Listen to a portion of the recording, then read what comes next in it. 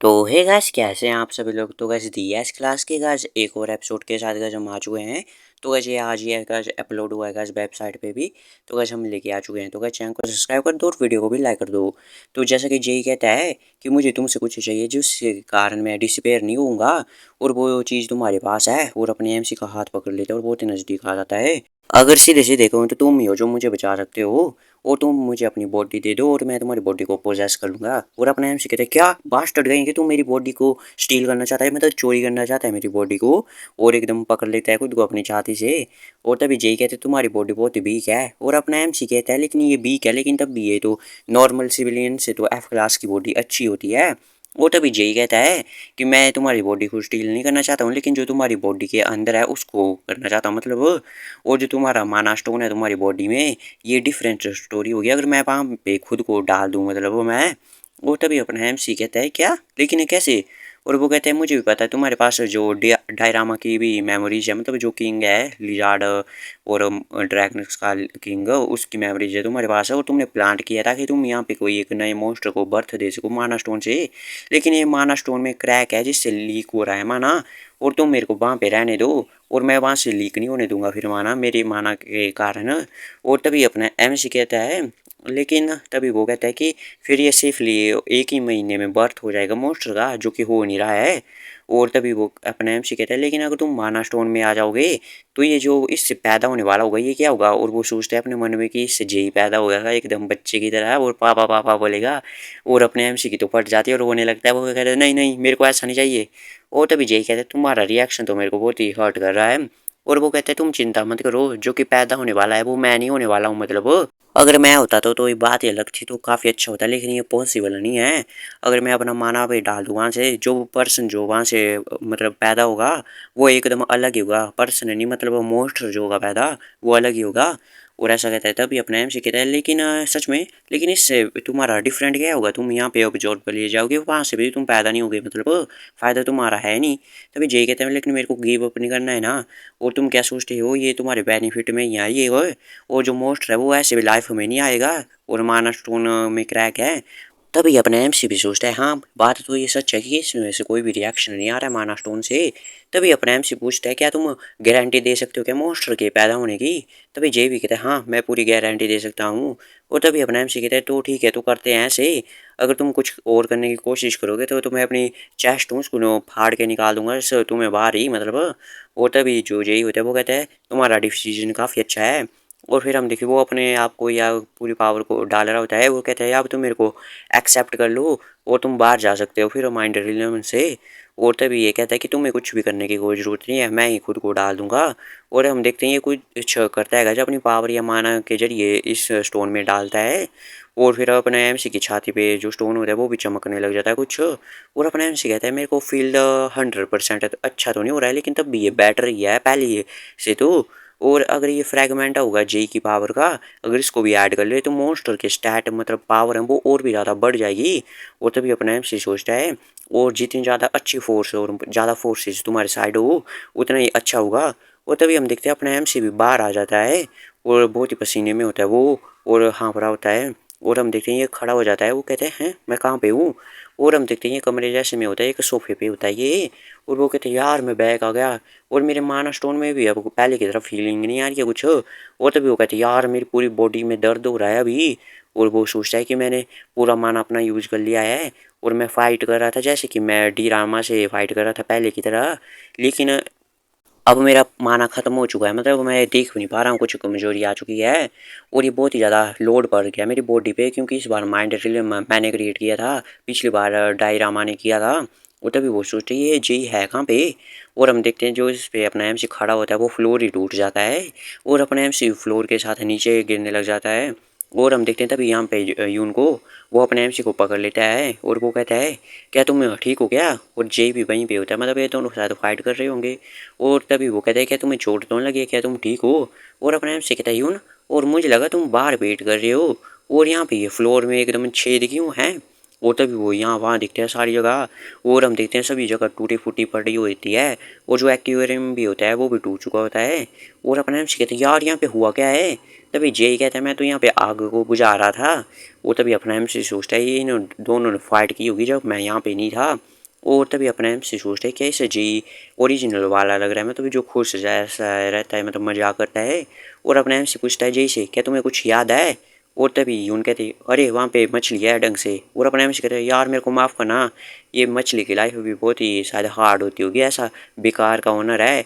और तभी यून कहते तुम उस पे पैर रख दोगे और स्लिप कर जाओगे ढंग से। और तभी यहाँ पे आ जाता है जेई, वो कहता है हाँ न्यूजिन मेरी कितनी उंगलियाँ हैं ऊपर। तभी अपना एमसी देखता है, कहता है 3 है। और तभी वो कहता है तुम गलत हो। तो अपना एमसी इसका हाथ पकड़ लेता है और फिर ढंग से देखता है, वो कहते हैं हाँ मैं 3 ही है, मैं ढंग से देख सकता हूँ बिल्कुल परफेक्टली। और तभी जो होता है जेई वो कहता है तुम्हें चेक करने के लिए भी मेरा हाथ पकड़ना पड़ रहा है इतनी नज़दीक से भी, मतलब तुम्हारा विजन जो है देखने की शक्ति वो थोड़ी ख़राब जैसी है। और तभी यून कहता है यूजन क्या हुआ, और क्या हुआ तुम क्या ढंग से देख नहीं पा रहे हो। तभी अपना एमसी कहते यार मैं ठीक हूँ, कोई बड़ी बात नहीं है। तभी वो कहते कैसे ये कोई बड़ी बात नहीं है। और तभी अपना एमसी कहता है, वो कहता है यार ये सिर्फ ये जेई की गलती है। और मेरे जैसे लो क्लास का हंटर का माना जब पूरा पूरा ख़त्म हो जाता है, सबको हो जाता है मोस्टर के द्वारा, तो ऐसा ही होता है।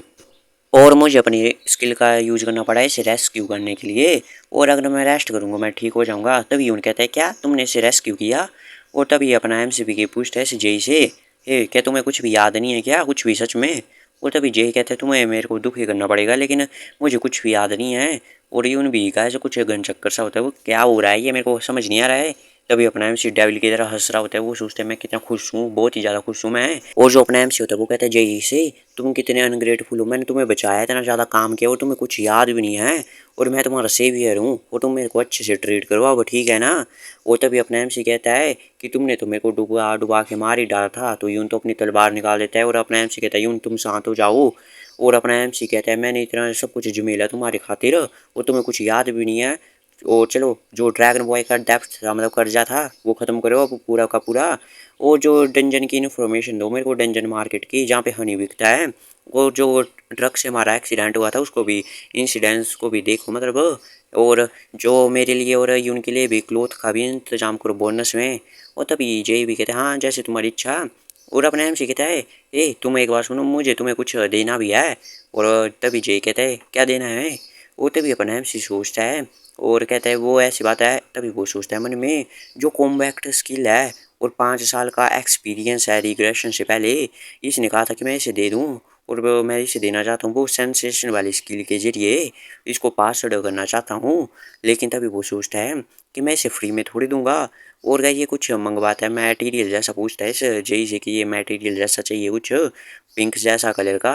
और गैस मेरे को समझ तो नहीं आया ये क्या है, लेकिन गैस समझ लो कुछ होगा महंगा सा। और अपना एमसी सोचता है मैं तुम्हें बाद में तुमसे एक अच्छे से खासा अमाउंट लूँगा इसके जरिए जब मेरे को चांस मिल जाए।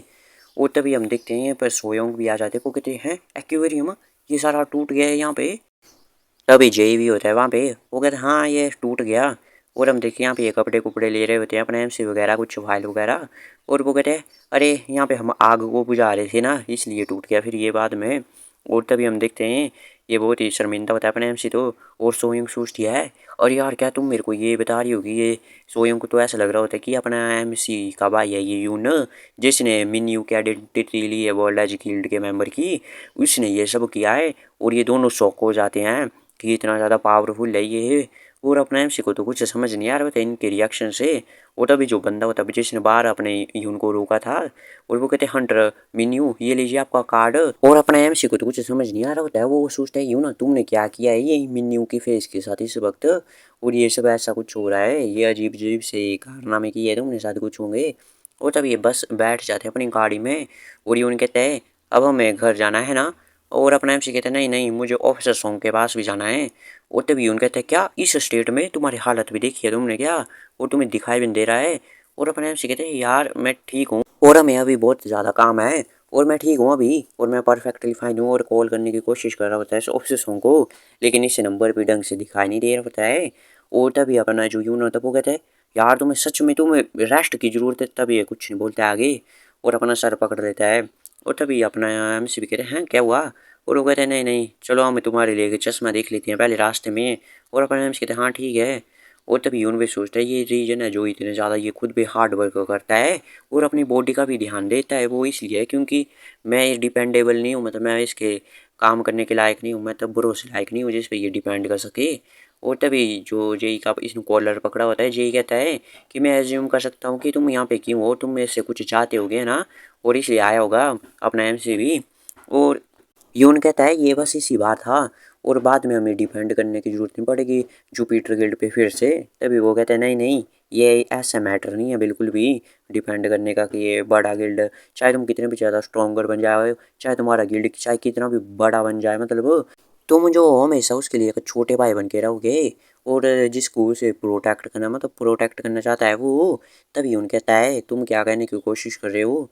और तभी जे भी कहता है मैं श्योर हूँ कि तुम्हें भी अवेयर होगा तुम्हारे भाई की कितनी बुरी आदतें हैं। और ये इसकी आदतें है कि ये उस व्यक्ति को प्रोटेक्ट करना चाहता है जो कि उसकी साइड पे हो, चाहे कुछ भी हो जाए। और तभी हम देखते हैं इसे भी याद आ रहा होता है और वो कहते हैं एक एस क्लास के लिए ऐसा अफेक्शन हो जो होता है प्यार, वो तो हमेशा वेलकम होता है, लेकिन इसका ये भी मतलब है। और तभी हम देखते हैं ये कि यूजिन जो है वो रिस्क में डालेगा अपनी जान को, मतलब बॉडी को, और कभी भी वो डिपेंड नहीं करेगा तुम पे, और ना ही अपने जो भार है मतलब जिम्मेदारियों के वो तुम्हारे साथ कभी भी शेयर करेगा। तो गाइस ये एपिसोड तो यहीं पे खत्म होता है गाइस, मिलते हैं आपसे अगले एपिसोड में, तब तक के लिए bye bye, keep watching, stay safe.